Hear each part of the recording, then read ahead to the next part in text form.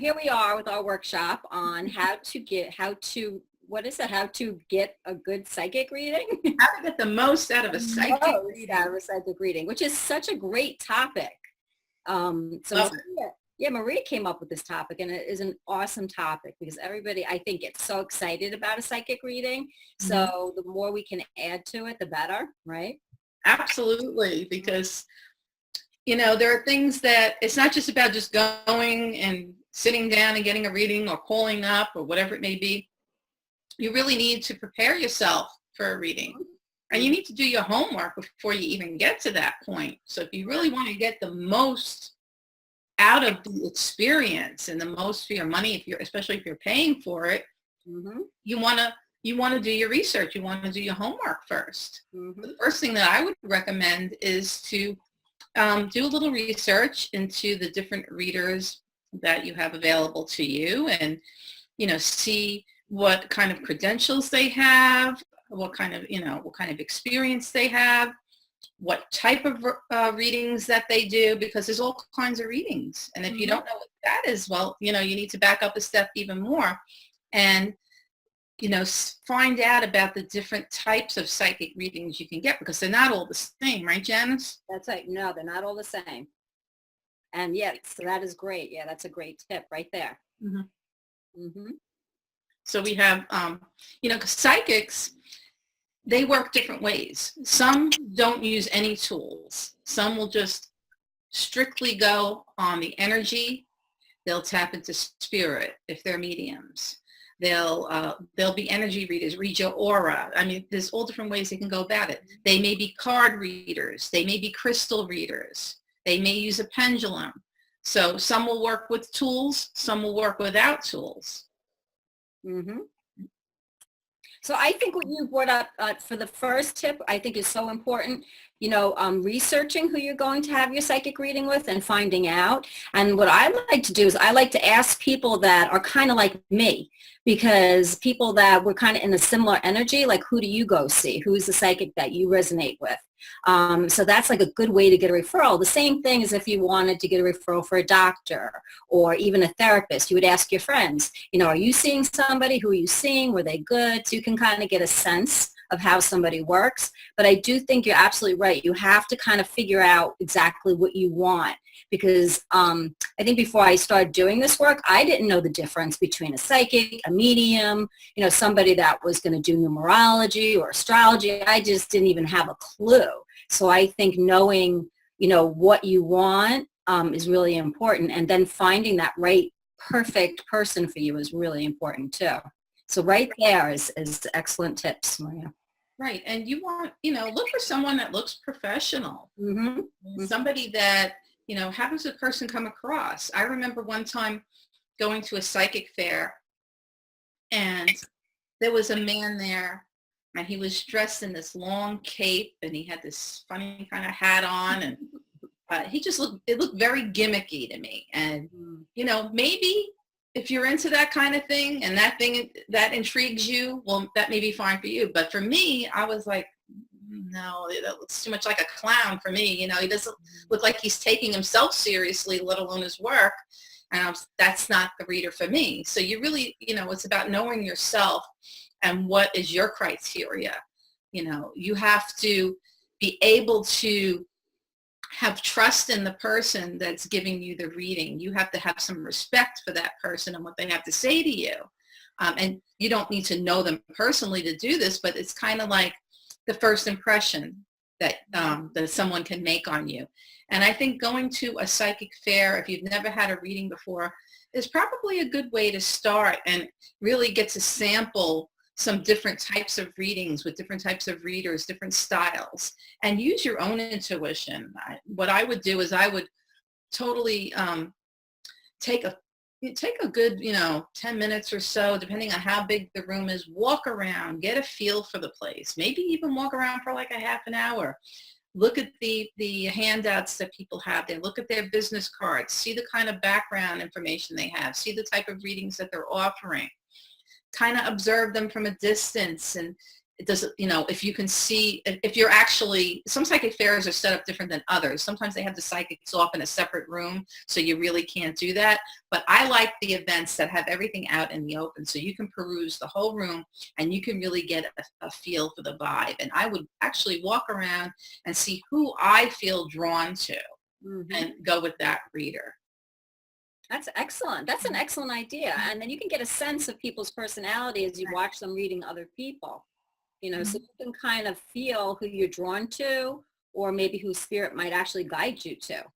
That's happened to me. And that's why I recommend this, because many years ago, I went with a friend of mine, and we went to a psychic fair.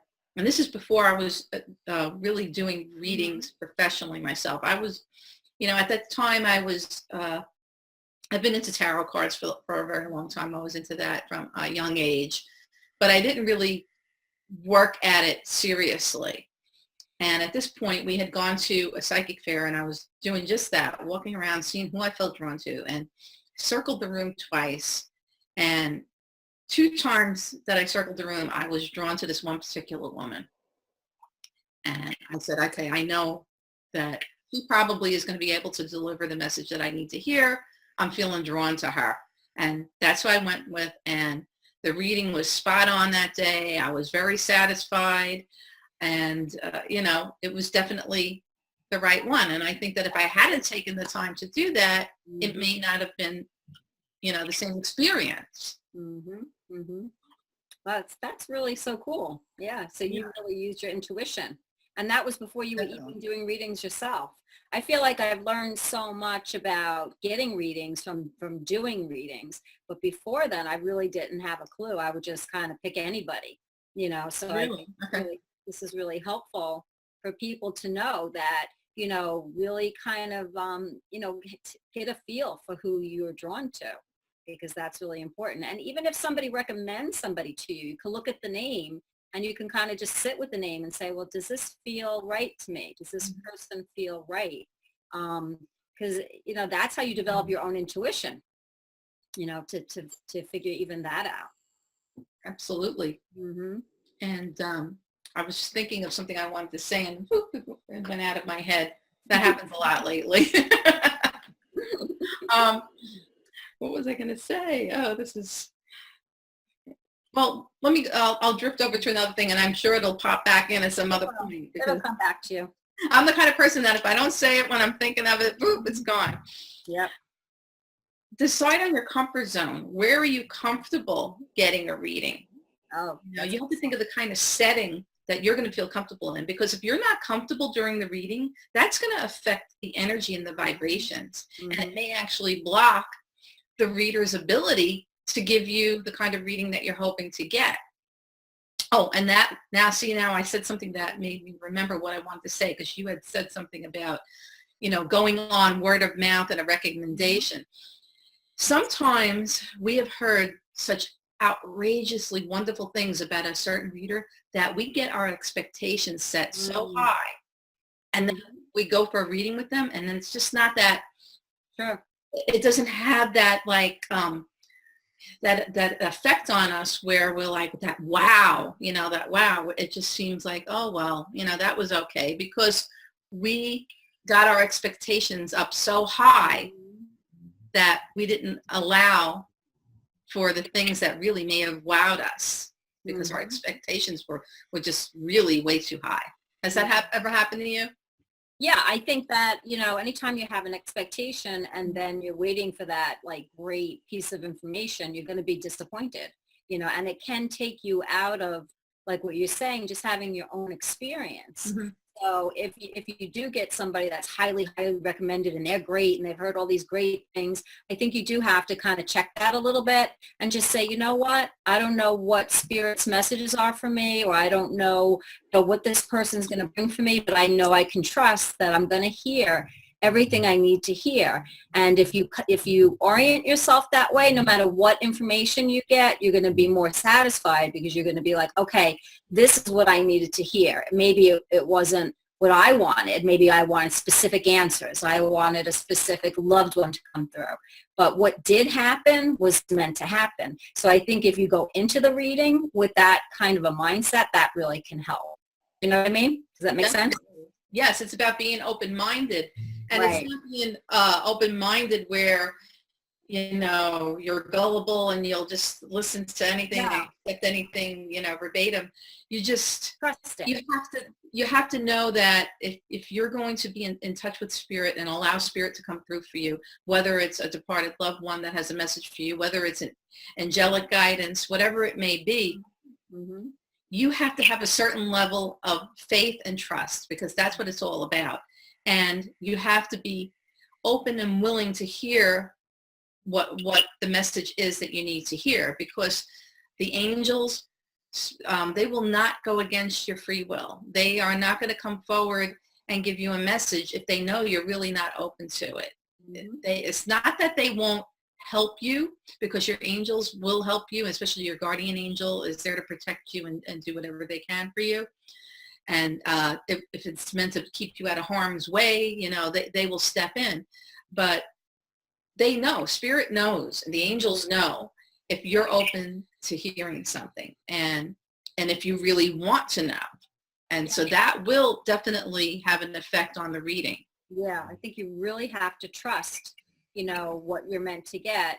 And if you feel like you trust the reader that you've picked, so it always starts from where you started. So if you feel you've gotten a good referral and you're getting a good vibration from this person and you're all set to go, to kind of say, okay, where's my expectations? Let me keep them in check. No matter what I hear is going to be perfect for me, even if it's minimal or if it's not what I want. I'm going to trust that spirit is going to give me the absolutely perfect message. And I might have to listen a little bit differently than I normally do, is probably a really helpful way to go into it. And then the other thing I was thinking about today when I was thinking about talking about this topic, I tend to get really, really good readings. And a lot of people will be like, well, how did you get such a good reading? Why, it seems like it was so easy for her to read you. Why do you get such a good reading? And I was thinking why? And I think it's because I am very, very open. And I'm also very, I don't say no a lot, so if somebody's giving me information, if a psychic is saying, do you have a mom in spirit with an M? And I can't think of the person, I don't say no. I don't shut it down in that way. I say, I don't know. I have to think about it. Or can I write that down? So I keep the communication between me and who's reading me very, very open. And I know people sometimes have mixed feelings about that, because they're like, well, if I'm going to see a psychic, I want to give as little information as possible, and I want to be like a stone face. I just want them to read me. And I think that's a mistake for a lot of people, because it kind of shuts down the channel that we tap into to get the information. So I think that's really important. It is, because your energy, you're not open now. So how can the energy flow? Right. And then spirit knows that you have this wall up. Right. People know that you have this wall up. So if you're putting the wall up, you got to expect that, and not maybe a lot will come through. Right. So you have to go into it with an open mind, and then know that sometimes the things that you hear at the moment may not click. Right. Maybe because you're nervous, maybe just because you don't make the association at the time. But I've even had it happen to me where later on, hours later, days later, like a light bulb goes on. I'm like, wow, I know exactly what she meant now. And now I feel bad I wasn't able to validate it at the time. If that happens to you and you have the reader's information, send them a note, let them know, because that really is, I think readers, we're people too. Psychics are people too. And we have feelings. And if you feel like someone's disappointed and they haven't gotten what they wanted out of it, or they weren't making the connections, and then you as the reader, no, you felt so strong. This was it. This was very clear. They're just not seeing it. You kind of feel bad. You don't want them to be disappointed, but it can happen. So later on, if you go and that light bulb moment, occurs, let them know if you can, because it's just a nice thing to do. And it opens up the flow, and it'll make you that much more likely to get a better reading next time. It'll make you more receptive, and it'll make you you'll be more receptive because you'll know, okay, just because this is not clicking with me right now, later on, I may have that aha moment, and it can happen, and it does. Mm-hmm. Yeah, I think that's very true. And I think that, the more you kind of are not negative, but maybe in a little bit negative with a psychic, then I think that shuts them down also, don't you think? If you're saying no, or I don't understand, if you get a lot of that, that seems to affect your reading. If you kind of keep it more general, like, well, okay, I'll write that down. I'm not sure. I'll think about it. It could be, it could be that, it could be this, it could be that. I think that keeps that flow going. Yeah, I'm not sure right now. I have to think about that. And I've done that many, many times. And it's a good practice to bring in, paper and pen with you and jot down notes during a reading too. If it's not being recorded, that you can listen to it later, because you can only take in so much at a time. So it's good if you have a recording to listen to later that you can go back and listen again if there's something you may have missed. And at the very least, if you have notes that you take and you take good notes, you can go back and review the notes, because then something might come clear to you later on. And then another thing that happens is, psychic readings, they go into the past, they hit on the present, and they go into the future. If it's something that hasn't come up yet, well, then you can't validate it, and it's not going to click with you because you're not aware of it yet. I one time did a tarot reading, I believe it was at a local restaurant for a young man, and I had saw very clearly that there was a move coming up for him. And he was like, no, everything else in the reading, he says was right on. He goes, but that, he goes, nah, I'm not going to be moving. I was like, I don't know. I see a move.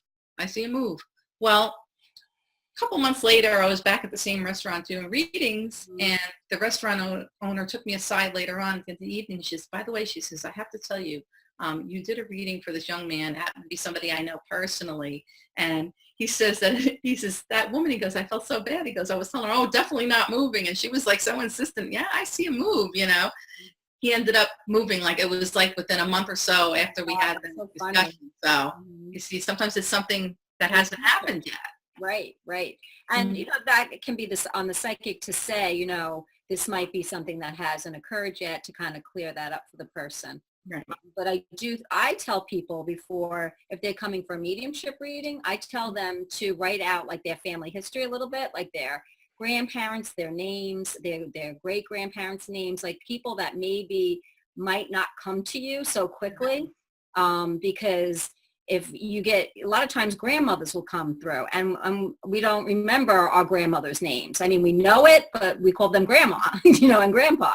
So, but to write out a little bit of your family tree can really help before you go into a reading, especially a mediumship reading, because you don't know aunts, uncles, grandparents, people that you may not have had a great, a big connection with here, still will come through with messages. So it's helpful if you know people's names. And then that is another thing that keeps the reading going, because if you can validate, oh yeah, my grandmother, yeah, her name was Marjorie, that helps you have confidence in the medium, and it also helps the medium keep that flow continuing to go. So it's a good idea to do that. Even if, say, you want just your mom to come through, to write down everybody, all your relatives, so that you have an idea.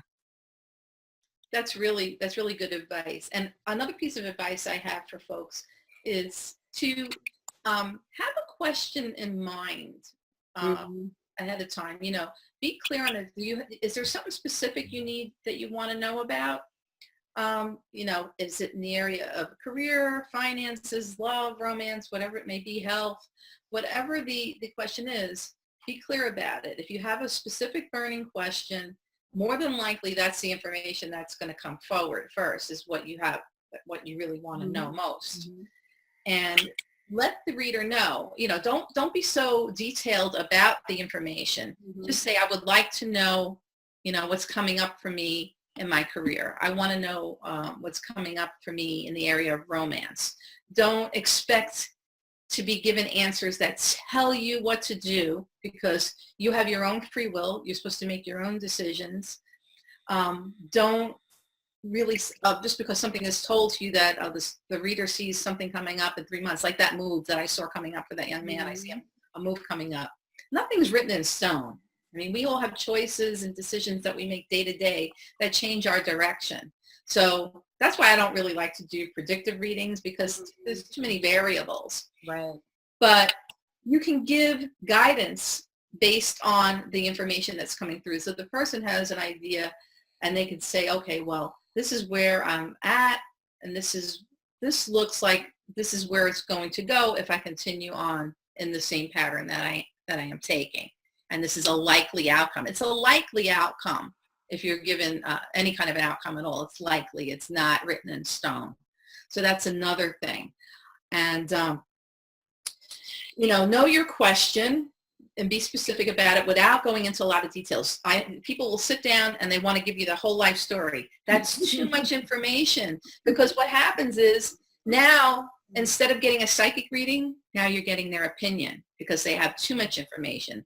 The best readings are with the least amount of information given to the reader. I know personally myself, some of the best readings I've done are with, not knowing the person at all, just letting the information roll through, and understand that readers, they get information symbolically in symbols. And sometimes the symbol means something to the reader, and sometimes it means something to the person that's getting the reading. So, I might say, oh, well, I'm seeing, a wooden fence. And for me, that's not maybe a symbol for me.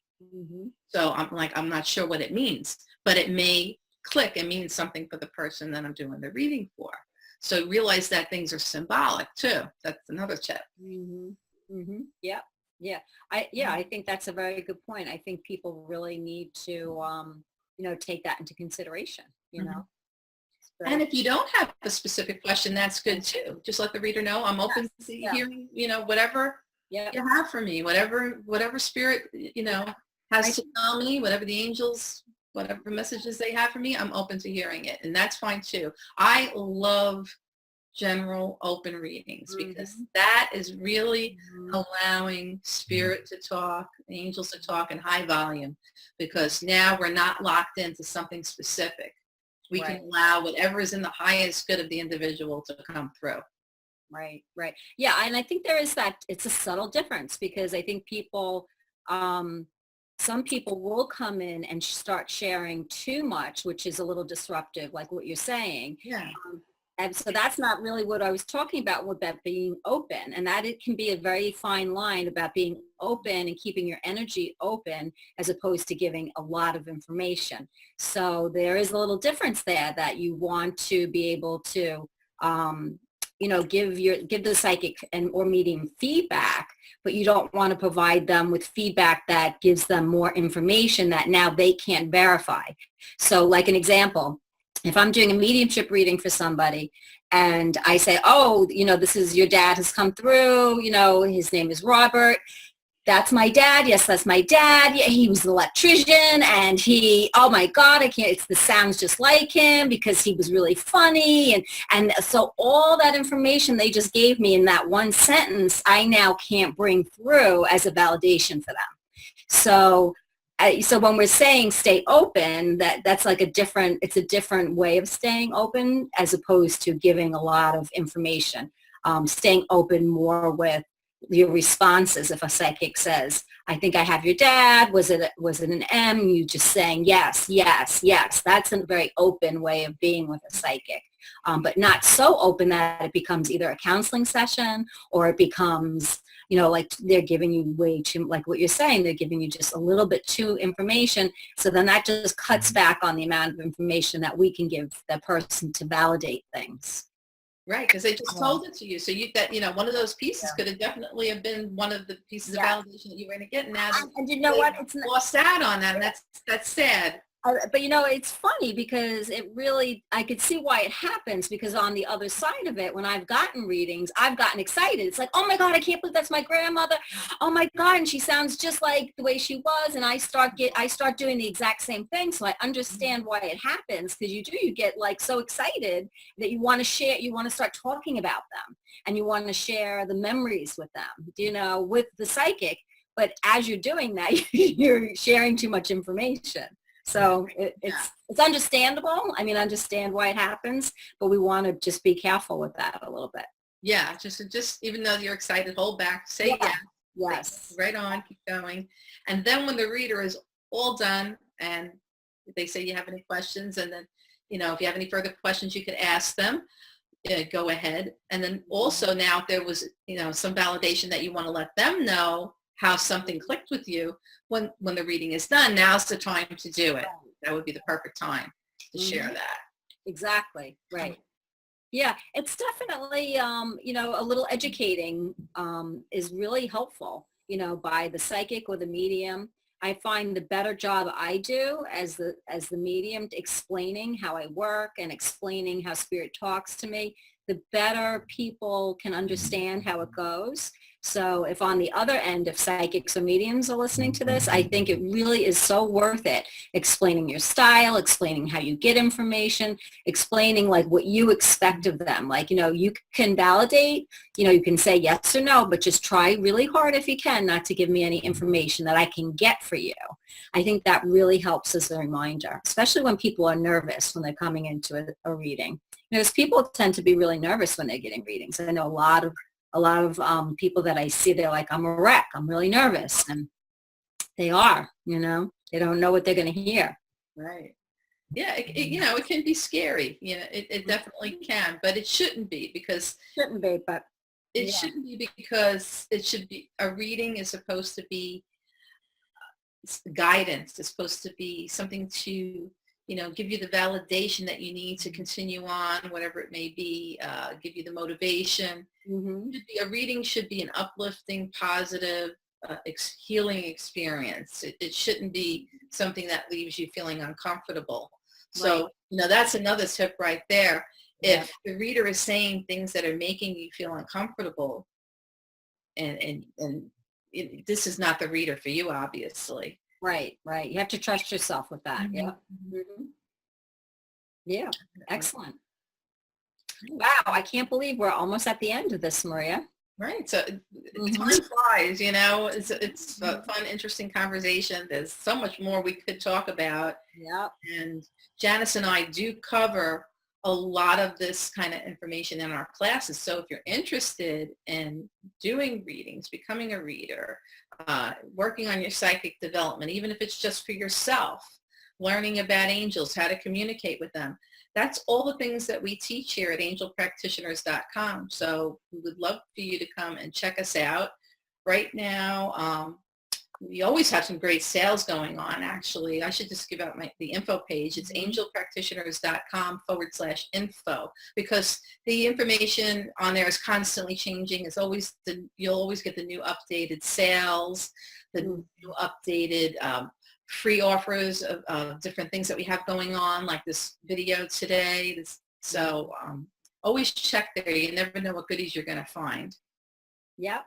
Excellent. And so we have the Certified Angel Practitioner course, we have the Numerology course, we have the Mediumship course, and we have the Law of Attraction course. So if anyone's interested in that, they can just contact us. We'd love to answer any questions and help you with that.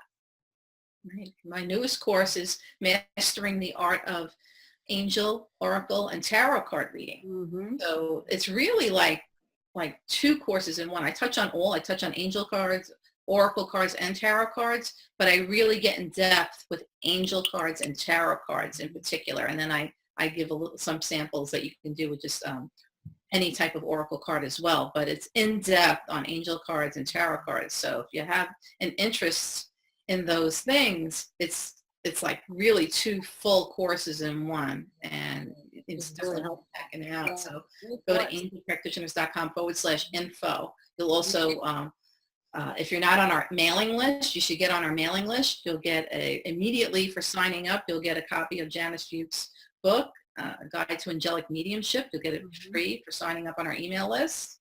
So you can do that too by going to angelpractitioners.com/subscribe. angelpractitioners.com/subscribe. Excellent. And also join our Facebook page. We have the Earth Angels Worldwide Facebook page. So come over and join us, and you can leave comments, suggestions, and we're there for you to help you out with anything you need. Oh, okay. And check out Angelic Realms Radio. We have lots of great programming for you, and that's another thing that's free. Mm-hmm. And you can find all of this out. All just go to angelpractitioners.com/info for all the updates, or just go to angelpractitioners.com and peruse the site and see all of the goodies that we have on there. Great blogs, our archives of our radio shows, links to go to the current live radio shows where you can get readings, so much more. Excellent. Great. Well, this was so much fun, Maria. I can't wait till we do our next one. So you would have, I would like everybody to let us know the kind of videos that they would like us to put together for them, and we'll be glad to work on that for you. So that's another thing, leave us a note. Yep. Visit our group, drop us a line. Mm-hmm. We're always on Facebook, Janice, myself, Dax. You can find us on Facebook, Maria G. Maas, mm-hmm. Janice Mary. You're under Janice Mary, right? That's your Facebook profile. I'm yep. Maria G. Mm-hmm. Middle initial Maas, M-A-A-S. And then you also have Dax Carlisle. Mm-hmm. And all of us are on Facebook, and you can pop us a private message if you're kind of shy person. Feel free to do that. If you're an email person, email us individually. It's our first name at angelpractitioners.com. So I'm Maria at angelpractitioners.com. Janice is Janice at angelpractitioners.com. And Dax is Dax at angelpractitioners.com. Excellent. Easy. Easy, easy. All right. So let's just wrap it up then and wish everybody a happy St. Patrick's Day. Right? Yep. Wearing my green. Yep. We're wearing our green. Okay. Thanks for coming. Bye, everybody. Bye, everybody. Angel blessings. Angel blessings. Bye.